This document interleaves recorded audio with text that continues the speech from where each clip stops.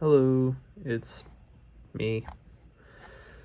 Okay, we're gonna talk about we'll talk about Peter the Great.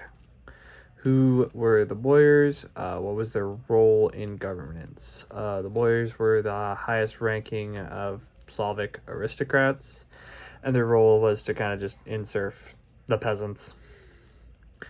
Summarize the various Khazars and regencies that existed prior to Peter the Great solo rule. Prior there was Tsar Alexis the First. He died. Peter's half brother Ivan the Fifth and his wife Sophia Alexeyevna and Peter became Khazars when Peter was 10. Sophia died. They were Khazars still, and Peter's mom took the power. She died, and then it was Ivan and Peter Khazaring for a little bit, and then Ivan dies, and Peter is now the czar. How did Peter finally gain sovereign authority? Ivan died. What happened? What were two of Peter's reformed attempts to modernize Russia? He attempted to modernize the fashion of his court. He also attempted to commit tax reforms that would tax the richer parts. Why am I forgetting the name? The boyars. Boyars. Nah, whatever.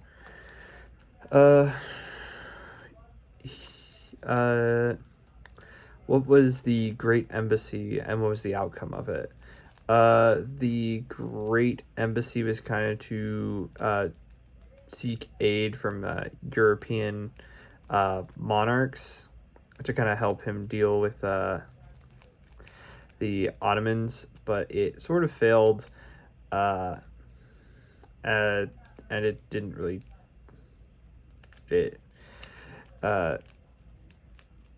it didn't really create the anti-Ottoman alliance he wanted. Its goal was to build an anti-Ottoman alliance, but did not really work out. But Peters did learn of sort of Western European lifestyle, I guess. Who were the Copics? The Copics? The Copics? Colops? What were their role? Their legal status. They were serfs, but they were basically just they're closely just related to slaves, and they just worked the land. That was kind of their role. What was the conflict between the Boyars and Peter? Peter was kind of trying to impose a tax against the Boyars. They did not like that. What was the table of ranks and why was it controversial? The table of ranks was kind of a list of positions or ranks within the government. Kind of to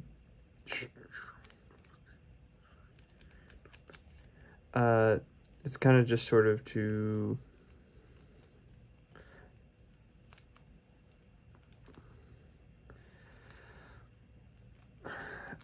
it's hard to describe what it was meant to do. It was just sort of meant to give ranks and positions that would kind of aim to weaken the old boyar class, the kind of entrenched nobility. It was kind of to weaken the nobles of Russia. That was its attempt. But it kind of like its biggest sort of controversy was also that it kind of made Russia more authoritarian in its rules, like its ruling and power, which would concentrate a lot of the power in the hands of the Tsar rather than the spreading out the power between the Tsar being kind of in charge, but the boyars having a lot less power. Summarize the conflict between the Russians and the Ottomans. So there's, it's quite simple. Peter wanted to acquire control of the Black Sea that was controlled by the Ottoman Empire. And then he also wanted to gain access to the Avalon Sea, which both these attempts failed. So he eventually had an alliance with the Ottoman Empire to fight the Persians, and that gave him access to the Caspian Sea. It was really just to kind of open up naval trade for Russia in the Black Sea and the Avosy,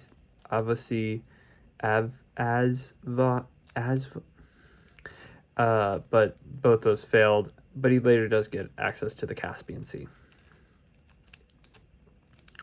What happened to Peter's son, Alexei? Alexei was suspected of trying to overthrow his father. He was tortured and confessed to the crime. He was convicted and sentenced to be executed. But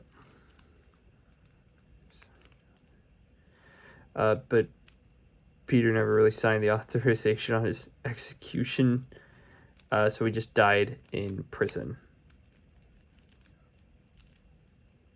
Yeah. His son was tortured.